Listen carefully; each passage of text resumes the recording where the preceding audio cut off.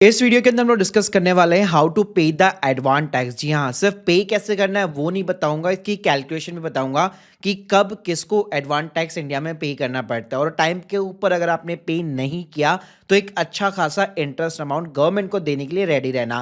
Plus इसकी last date यहाँ पे वैसे तो 15 मार्च रहती है बेसिकली, लेकिन ये इंस्टॉलमेंट के अंदर आपको पे करना होता है, उसके बाद में भी पेनल्टी वगैरह लगती है।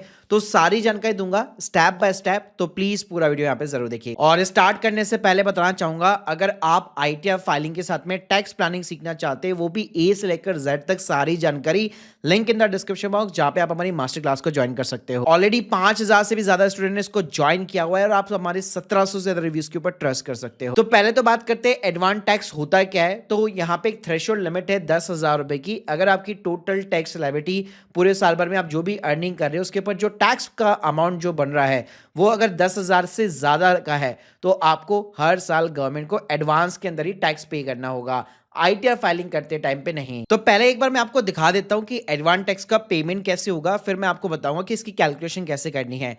तो सबसे पहले तो आप अपने पोर्टल के अंदर लॉगिन कर लीजिए, ई पे टैक्स सेक्शन के अंदर चले जाइए।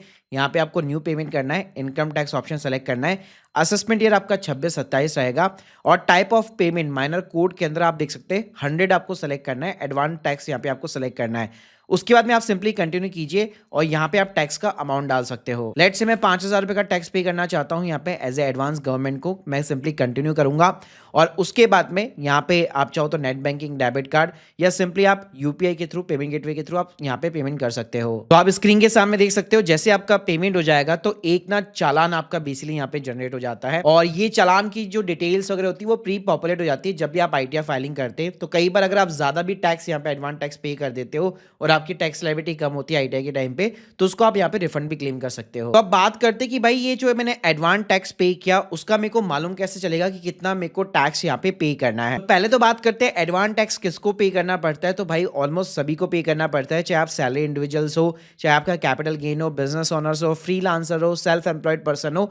ये केवल जो सीनियर सिटीजन है जिनकी कोई भी बिजनेस इनकम नहीं है उनके ऊपर केवल एप्लीकेबल नहीं होता। प्लस ये ना इंस्टॉलमेंट के अंदर पे होता है, जैसे इसकी जो फर्स्ट इंस्टॉलमेंट है वो जून के अराउंड रहती है, 15 जून के अराउंड, जिसमें आपकी जो एडवांस टैक्स लायबिलिटी है जितनी भी टोटल आपका टैक्स का रहेगा मार्च तक उसका 15% आपको पे करना है।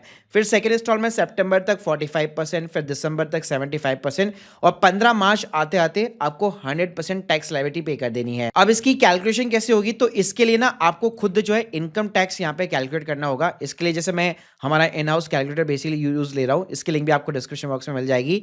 तो आपकी जितनी भी सैलरी की इनकम है, कैपिटल गेन है, बैंक का इंटरेस्ट है, जो भी आपका अप्रॉक्स इनकम है वो आपको डेटा यहाँ पे इंसर्ट करना है। जैसे एग्जांपल देना चाहो, फॉर एन एग्जांपल 18 लाख रुपए की मेरी सैलरी है, तो ऑब्वियसली बात है मेरे एम्प्लॉयर ने टीडीएस वगैरह कटा होगा, लेकिन उसके साथ में 4 लाख रुपए का मेरा बैंक का इंटरेस्ट भी है, उस पर भी टीडीएस कटा है लेकिन सिर्फ 10% कटा हुआ है।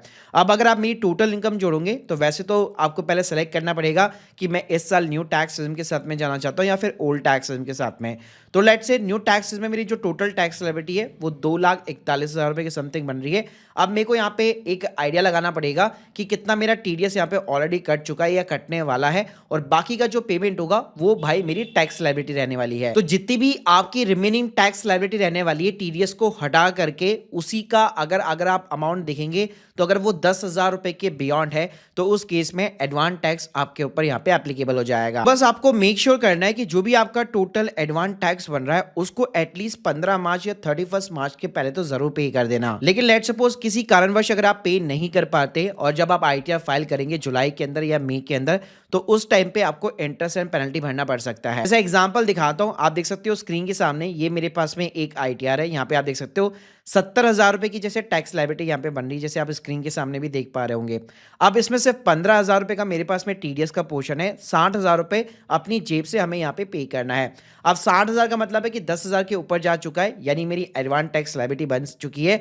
लेकिन अगर मैंने इसको टाइम के ऊपर पे किया होता तो यहाँ पे आप देख सकते हो interest and fee payable 234B and 234C, ये जो 5,770 रुपए का एक्स्ट्रा मेरा खर्चा हो गया या मेरी एक्स्ट्रा लाइबिलिटी यहाँ पे क्रिएट हो गई, वो इसलिए हो गई क्योंकि 60,000 रुपए मैंने 31 मार्च के पहले या 15 मार्च के पहले पे नहीं किए थे। तो जब भी आपको सेल्फ असेसमेंट टैक्सेस 10,000 से ऊपर पे करना रहेगा, आपका डेफिनेटली यहाँ पे इंटरेस्ट लगने वाला है।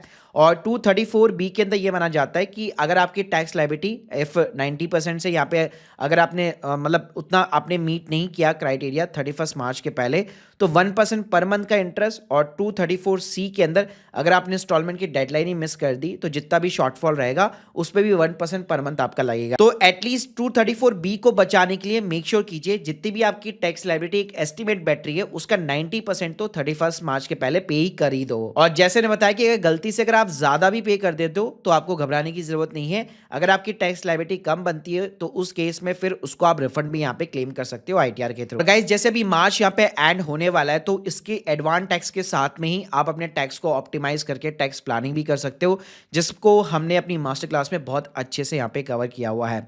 बाकी गाइस अगर आप लोगों की कोई भी डाउट्स है कमेंट बॉक्स के अंदर जरूर बताइएगा। Thank you guys, thank you very much.